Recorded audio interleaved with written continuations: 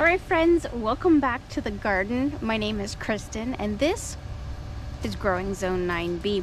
So I just got finished eating some dinner, wanted to run out here to the garden real quick. I had went out to the mailbox because they had put some plants in my mailbox, which y'all know here in Florida that's probably not your best choice because it gets so hot here that the plants just wilt. But they actually looked really good and I'm really excited about them. So I ordered on Etsy. It is pineapple sage. It grows really well here. I want to show you guys what it looks like. It came, I just quickly planted it. There were 3 plants. Now this plant's really kind of tiny and small. And then these two, I kind of planted a little too close to each other, but they are beautiful nonetheless. They're nice and big, so I'm really happy about these. You can see the leaves aren't very big.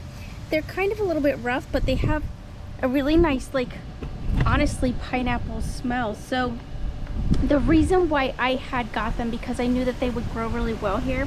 Now I do kind of have them over here in this little bit of shaded area over the big tree, and obviously you've got your nasturtiums and stuff in this area, but I put them in a separate pot because I'm wanting to share them with my parents and some family members like my brother and stuff when these start to take off, because they will kind of like grow fairly easily, and so you can just easily propagate them. So pineapple sage, I know, is really good in salads, and like you can make tea with them, and y'all know that I've been doing the mulberry tea, so I definitely wanted to take the leaves and probably, like, you can use them fresh or you can dehydrate them. When this plant gets big enough, I'll probably end up trying to dehydrate some of them, but we love making fresh herbal teas.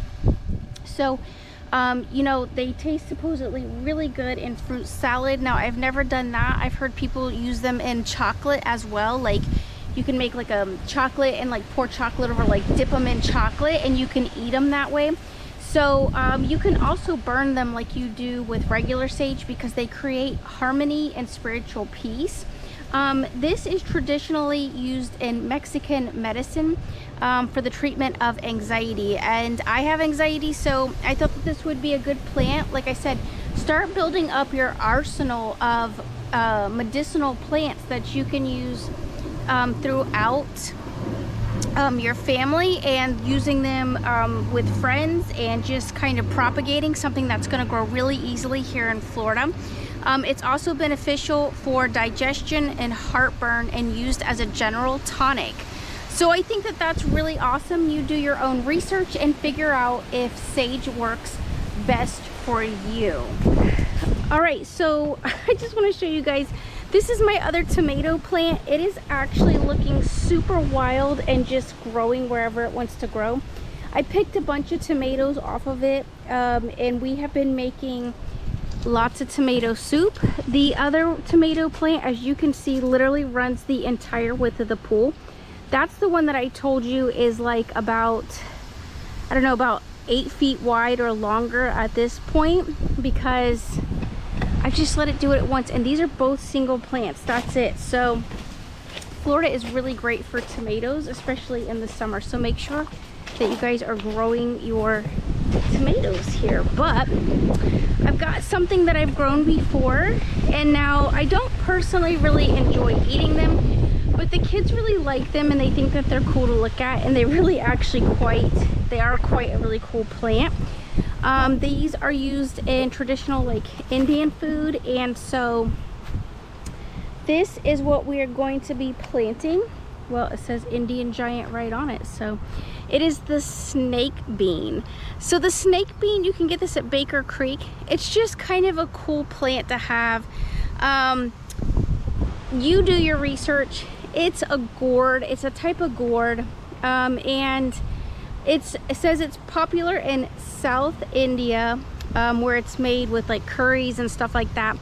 Like I said, this really isn't a traditional food in the American diet, but I think that it looks really cool when it grows. And like I said, I have grown this before. These wild looking plants get so long and they grow up and look all crazy and cool. And the kids just love to see it when I say, oh, it's a snake bean, and the kids just enjoy looking at it. So for just the fun of it, I'm actually going to be planting this. Now, I've not had to buy any more of these seeds. I've had these seeds for probably about 4 years now. I just plant 1 or 2 at a time. This is what the seed looks like. It's kind of funky and weird. It looks like it's chewed up on the sides, but it's actually not. That's just kind of how the seed comes.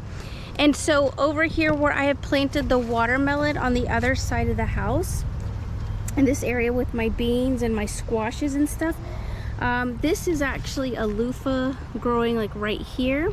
I am going to just put this over here. So I'm mostly just recording this so that I can actually remember that I stuck it over here, because I'll go, oh, did I plant this for the kids this year? I might actually run it back here on this back paneled area. Yeah, so I definitely have some space back here, so I'm just gonna go ahead and throw it into the back.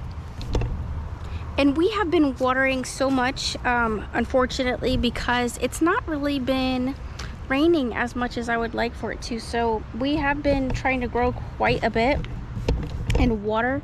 I've been kind of overloading the beds a little bit, but look, there's our beans and some turnips that are coming up. There's definitely some squash over there in the back. And then it looks like our peppers are starting to flower for sure. So the garden can change fairly quickly. There's all of our beans over here and more watermelon and squash. So I'm excited to see what continues to grow.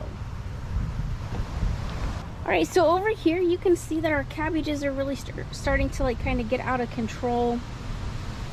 And then we've got our tomatoes over there. And then we've got our beans in the back. And of course the nasturtium, they're beautiful. Now over here is where I have my caged in plants, because I planted some cucumbers over here, and I don't want them to get chewed up by the bugs, because my plants are often chewed up by the bugs when it comes to cucumbers. So I'm taking the top off because we're gonna do a little more planting. Now you can unzip this top. I have been literally just popping this off.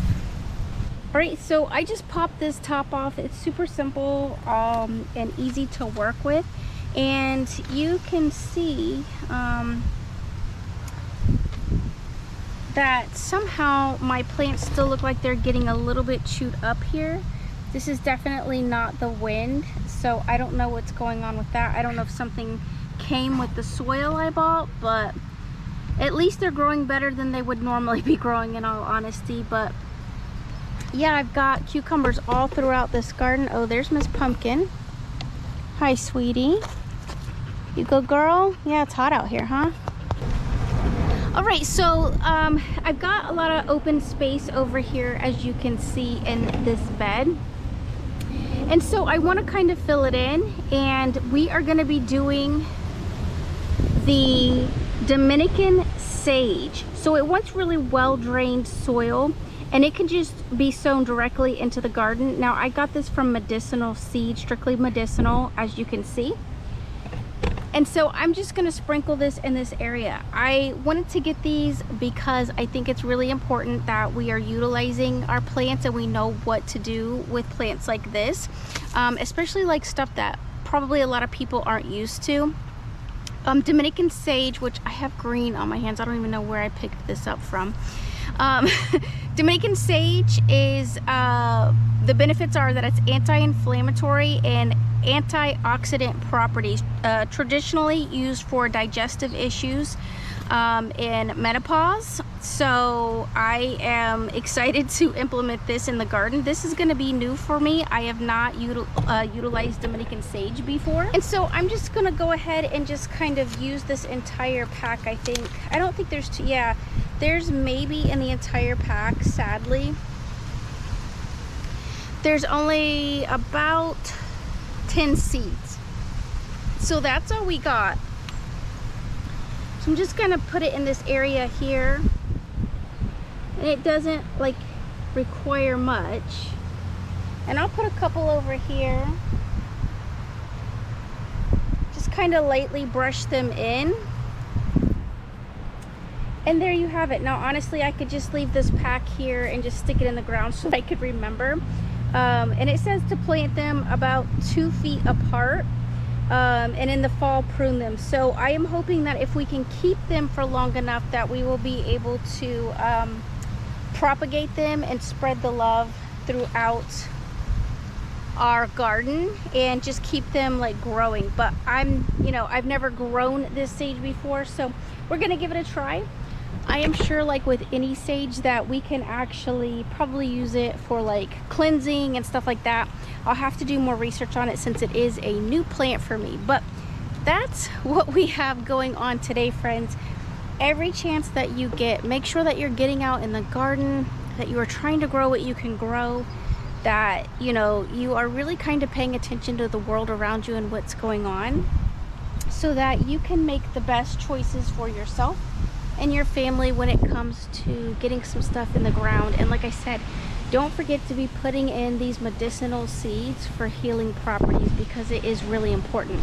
And I haven't done my research, but I bet we could probably use some of this for some tea. And y'all know that I am a really big tea drinker, and I love sharing teas with my friends and family. So I'm hoping that that's what will work over here. So all right, friends, until next time, love one another, be kind, and I can't wait to see you guys real soon.